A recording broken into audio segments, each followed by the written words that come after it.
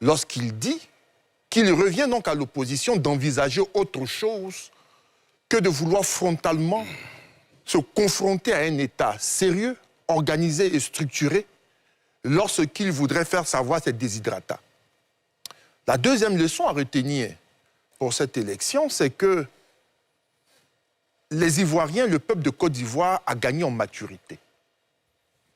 Ils ont plutôt fait le choix de la non-violence que de la violence. Parce que les appels à la violence se sont démultipliés au travers de diverses personnes, étant donné que ceux qui portaient ce combat, du point de vue du leadership, ont disparu au point que celui-ci était éclaté, diffus.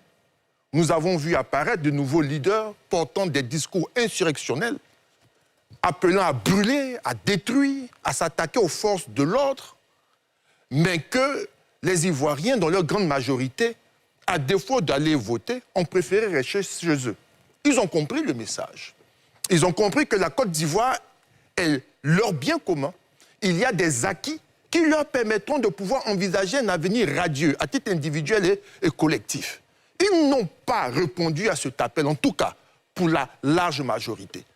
Et ça, c'est important de le souligner, que tout le monde doit comprendre que nous avons fait un choix, celui de pouvoir régler nos différends dans les urnes par voie démocratique, car c'est aussi un droit pour l'Ivoirien qui est électeur de ne pas aller voter. Il préfère ainsi agir ou se prononcer dans ce sens-là, plutôt que de descendre dans la rue et aller faire la bagarre.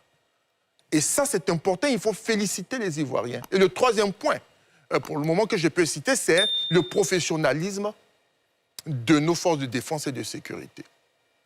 Parce que si nombre de